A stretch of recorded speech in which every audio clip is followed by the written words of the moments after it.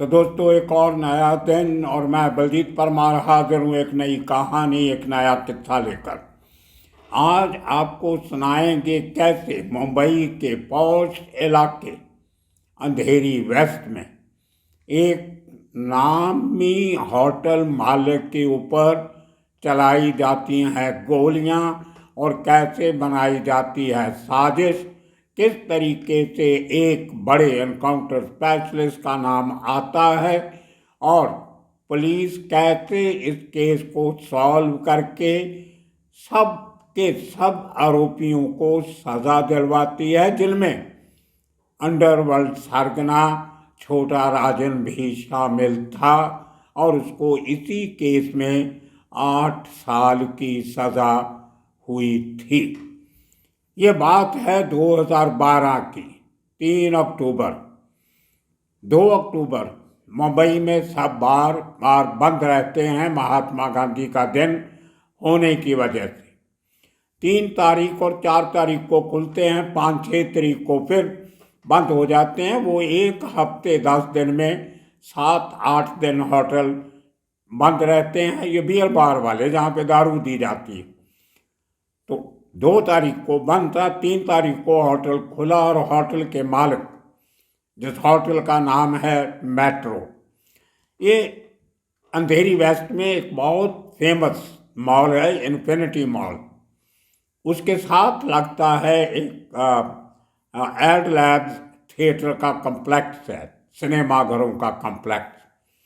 उसके बिल्कुल ऑपोजिट बड़ी शोरूम है। शोरूम के बैक साइड में जो बैकयार्ड रोड होती है, छोटी रोड पीछे, उस पे स्थित है ये होटल, जो उस ज़माने में बहुत मशहूर डांस बार भी हुआ करता था। चोरी छिपे चलता था, लेकिन बेसिक धंधा उसका लाइसेंस जो था वो लेडीज़ बार का था, जहाँ लेडीज़ सर्व करती हैं, आपको ड्रिंक डाल के देती हैं। बहुत चलता था, बहुत बड़ा नाइट स्पॉट था उस ज़माने में मुंबई का। ऑफिशियली डांस बार बंद होने के बाद जो 4-5 बड़े अड्डे चलते थे मुंबई में, उनमें से एक ये पी.आर. शेट्टी जिनका नाम था, उनका ये रेस्टोरेंट था, बार थी मेट्रो, बहुत मशहूर। हज़ारों ग्राहक रोज के जाते थे। अब लोग तभी मखौल किया करते थे कि रातों रात इतने पैसे इकट्ठे कर लेते हैं कि टेम्पो भर के लेके जाना पड़ता है। ये ऐसी कुछ खास गिने चुने रेस्टोरेंट्स के लिए इस किस्म की बातें मुंबई में मशहूर हुआ करती थी। अब ये पी.आर. शेट्टी एक ज़माने में प्रदीप शर्मा का, लोग कहते हैं कि उसका इन्फॉर्मेंट था। बड़े जो इस किस्म के नाइट स्पॉट चलाते हैं मुंबई में, उनमें से बहुत मालिक और मैनेजर ये किसी न किसी एनकाउंटर स्पेशलिस्ट के करीब होते थे, क्योंकि उनको अपना धंधा चलाने के लिए अंडरवर्ल्ड वालों से प्रोटेक्शन चाहिए होती थी, जो उनको बदमाशों की जगह पे एनकाउंटर स्पेशलिस्ट ज़्यादा पुख्ता तरीके से दे देते। तो जो पैसा अंडरवर्ल्ड को देना होता था, वही पैसा ये लोग एनकाउंटर स्पेशलिस्ट को दे के अपनी वो सिक्योरिटी और प्रोटेक्शन खरीद लेते थे। तो इसी तरह बहुत से लोग अलग-अलग जो उस समय के नामचीन एनकाउंटर स्पेशलिस्ट थे, उनके साथ जुड़े हुए थे, कुछ चोरी छिपे और कुछ ज़ाहरा तौर पर। तो पी.आर. शेट्टी के कई इस किस्म के बार चलते थे। बहुत पैसे वाला आदमी था। बाहर भी कहते हैं विदेशों में भी 1-2 इसके रेस्टोरेंट चलते थे, और साथ में एक बिल्डर बनने का सपना भी शायद वो ले रहा था। तो ये भी कुछ बातें तभी इन्वेस्टिगेशन में आई। अब हुआ ये कि छोटा राजन 2012 में काफ़ी तकलीफ में था, भागा फिर रहा था, कभी ऑस्ट्रेलिया में, कभी कहीं। तो उसको पैसे की ज़रूरत थी। उसने कुछ डिमांड की होगी अपने बंदों के थ्रू, जो इस शख्स ने रिफ्यूज़ कर दिया, क्योंकि इसका एक बड़े एनकाउंटर स्पेशलिस्ट के साथ अच्छे रिश्ते थे। उसका नाम भी पुलिस इन्वेस्टिगेशन में आया कि एक कारण ये हो सकता है कि बी आर शेट्टी प्रदीप शर्मा का करीबी था और छोटा राजन प्रदीप शर्मा का दुश्मन था, इसलिए दुश्मन का दोस्त दुश्मन, ये अंडरवर्ल्ड में बहुत चलता है, इसलिए अटैक किया हो। लेकिन जैसे जैसे आरोपी पकड़े जाने लगे तो पता चला कि उनमें से ज़्यादा लोग धारावी के थे।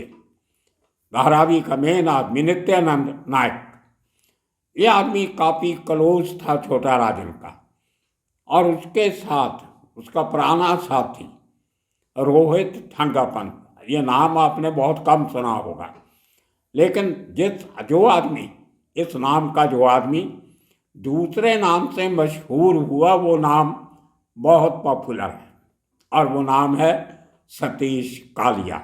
जी हाँ, वही सतीश कालिया।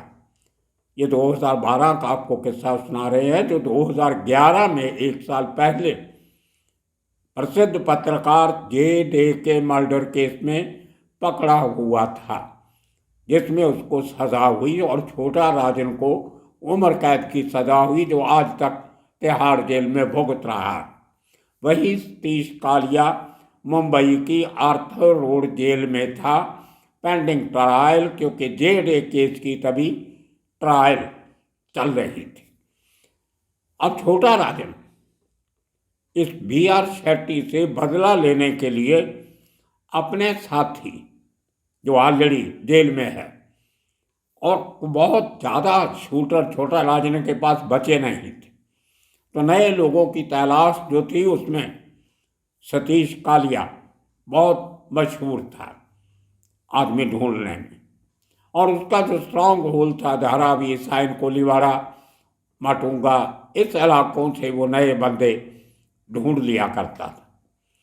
तो सतीश कालिया ने अपने खास आदमी नित्यानंद जो धारावी का था, और एक इनका और साथी दिलीप उपाध्याय, उनकी ड्यूटी लगाता है कि आपको बी आर शेट्टी का काम करना है, ऊपर से भाई का हुक्म आया है। और सबको पता था सतीश कालिया छोटा राजन का करीबी है, नया नया जे.डे कार्ड हुआ था। तो नित्यानंद एक टीम प्रिपेयर करता, जिसमें एक साइन कोलीवाड़ा के 2 सरदार जी लड़कों को पिकअप करता, एक गुरदीप सिंह उर्फ बॉबी और दूसरा तलविंदर सिंह उर्फ सोनू। ये साइन कोलीवाड़ा के टैक्सी चलाने वाले, मोटरसाइकिल चलाने वाले, इस किस्म के तेज तरार लड़के, जिनके ऊपर आमतौर पे किसी को शक नहीं होता कि ये किसी तरह से अंडरवर्ल्ड से जुड़े हुए। तो ये नित्यानंद और इसका अपने साथियों की ड्यूटी लगाता है कि आप जरा शेट्टी की रेकी करो, बी आर शेट्टी। अब बी आर शेट्टी का ये मेट्रो बार जो है ये अंधेरी में, उसके बिल्कुल नज़दीक वॉकिंग डिस्टेंस पे ओशीवारा पुलिस स्टेशन है, और मलाड में इसका घर था, और वही रोड जो ओशीवारा पुलिस स्टेशन को जाती है वही रोड आगे मलाड को निकल जाती है। तो उसकी रेकी की इन्होंने कुछ दिनों तक। पता चला कि वो रात को तकरीबन 9:30 बजे घर जाता है, और उसके बाद कभी आधी रात को चक्कर मारने आ जाता, नहीं तो पूरा बार का काम उसके खास आदमी, उसके मैनेजर और मुलाजिम वो संभालते हैं, ये खुद वहाँ बैठता नहीं। तो वो टाइम फिक्स हुआ, और शूटर के लिए हथियार मुहैया करवाए जाते हैं, जिनमें एक शूटर उपाध्याय, दिलीप उपाध्याय, मोटरसाइकिल चला रहा था तलविंदर सिंह सोनू, उनको इसके पीछे लगा दिया जाता है। और शेट्टी है कौन, उसका इशारा करने के लिए गुरदीप सिंह और दूसरा उसका साथी नित्यानंद, ये उसको पहचान के इशारा करते हैं। सपोर्टर ये थे जिन्होंने रेकी की थी। तो जैसे ही 3 अक्टूबर को 2012 अपने होटल से निकल के रोड का डिवाइडर क्रॉस करके राइट टर्न लेता है इन्फिनिटी मॉल की तरफ, तो उसके पहले ही एक शोरूम आता है जिसके ऊपर तनिष्क लिखा हुआ है। ग्राउंड फ्लोर पे। और तनिष्क वो जो बिल्डिंग है वो शायद सुधाकर शेट्टी नाम के एक बिल्डर की है, क्योंकि उसके ऊपर वाले फ्लोर पे सुधाकर शेट्टी की एक टीवी चैनल भी चलती है। हमारे मित्र वहाँ काम किया करते थे। तो जैसे ही गाड़ी तनिष्क शोरूम के पास पहुँचती है, B.R. शेट्टी खुद अपनी स्कोडा कार चला रहा होता है। ये बाइक वाले दोनों लड़के, जो दिलीप उपाध्याय वो पीछे बैठा था, तलविंदर सिंह और सोनू चला रहा था बाइक।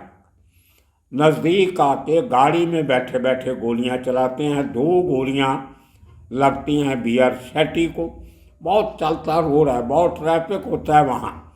जैसे ही भीड़ इकट्ठी होने लगती है, बाइक वाले दोनों लोग फरार हो जाते हैं और B.R. शेट्टी गोलियां खाने के बाद भी अपनी गाड़ी चला के ओशिवारा पुलिस स्टेशन पहुंच जाता है, जो नज़दीक ही था वहाँ से, वॉकिंग डिस्टेंस।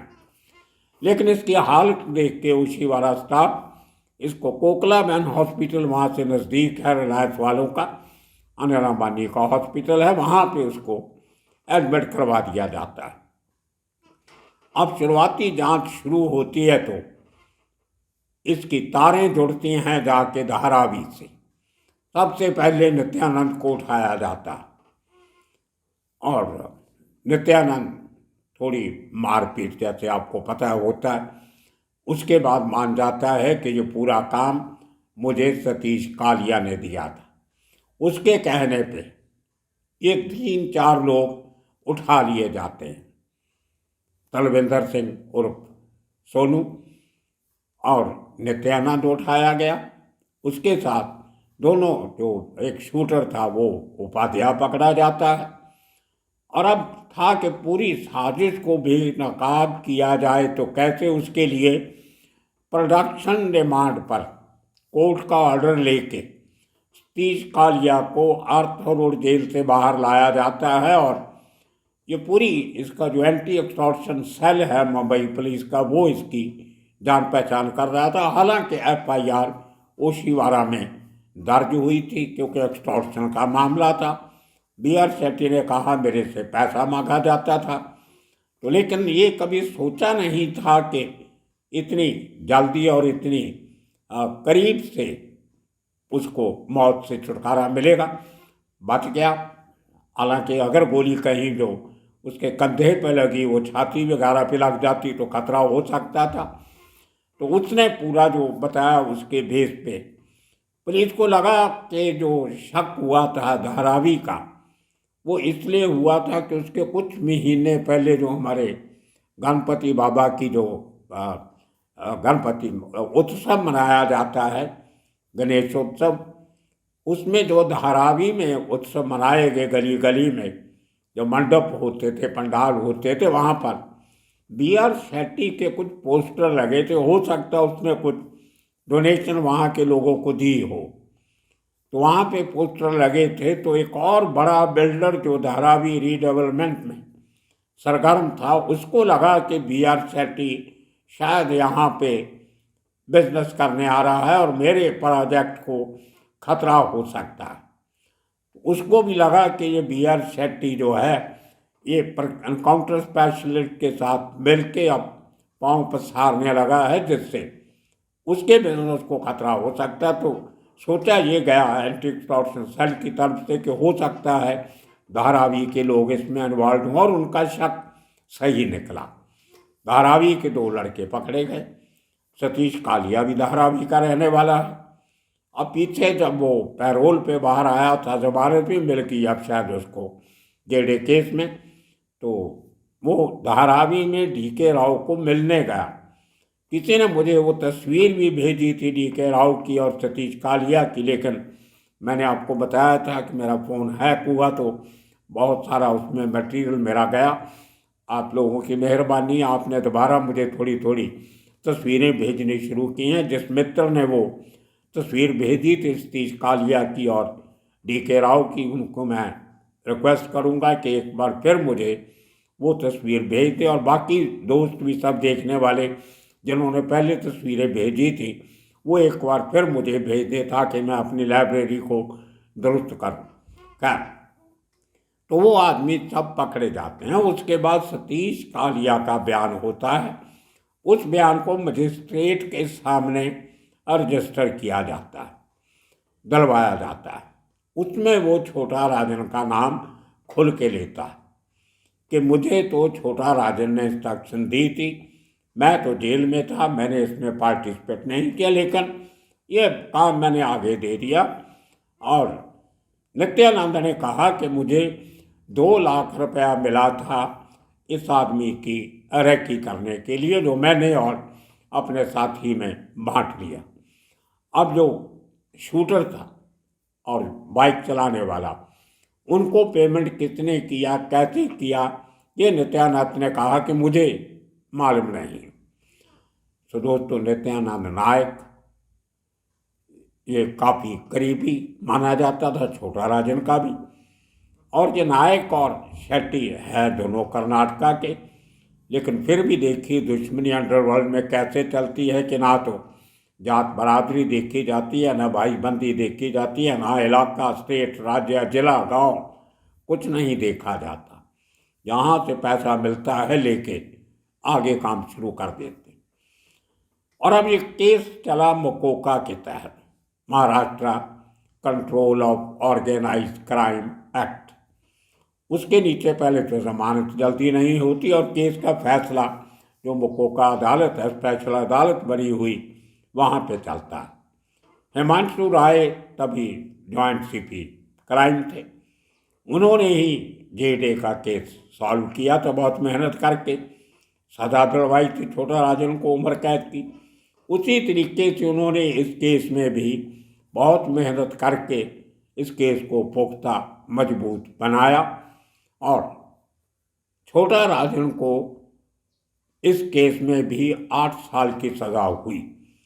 जो 2019 में इसका फैसला आया था, 7 साल केस चला, लेकिन छोटा राजन ऑलरेडी 2015 में जेल में था। उसके बाद इस केस की सज़ा भुगती, पता नहीं कितने केसेस में अभी उसकी सज़ा हो गई, कहीं पे 2 साल की, किसी में 5 साल की। पासपोर्ट के केस में भी 7 साल की सज़ा हुई थी, लेकिन सबसे बड़ी सज़ा जेडे केस में हुई, उम्र कैद, जो रहते दम तक जेल में रहना पड़ता है, उस किस्म की उम्र कैद। तो दोस्तों, ये था BR शेट्टी के ऊपर एक जानलेवा हमला हो सकता था, लेकिन वो भीड़ भाड़ वाला इलाका होने की वजह से शूटर्स को पर्याप्त समय नहीं मिला कि 2-4 गोलियां और चला सकते, भागना पड़ा उनको। तो ये किस्सा आपको कल हमने प्रॉमिस किया था सुनाएंगे। प्रदीप शर्मा का काफ़ी इंक्वायरी हुई इसमें, जो एंटी एक्सटॉर्शन सेल ने क्राइम ब्रांच के जो 1336 पेज की चार्जशीट फाइल की थी, उसमें भी काफ़ी और बहुत सारी बातें की गई हैं, लेकिन सब बताएंगे तो एपिसोड बहुत लंबा हो जाएगा। फिर कभी आने वाले दिनों में इसी किस्म के किस्से कहानियाँ लेके फिर हाजिर होंगे। तब तक के लिए आप सबका बहुत बहुत शुक्रिया, धन्यवाद।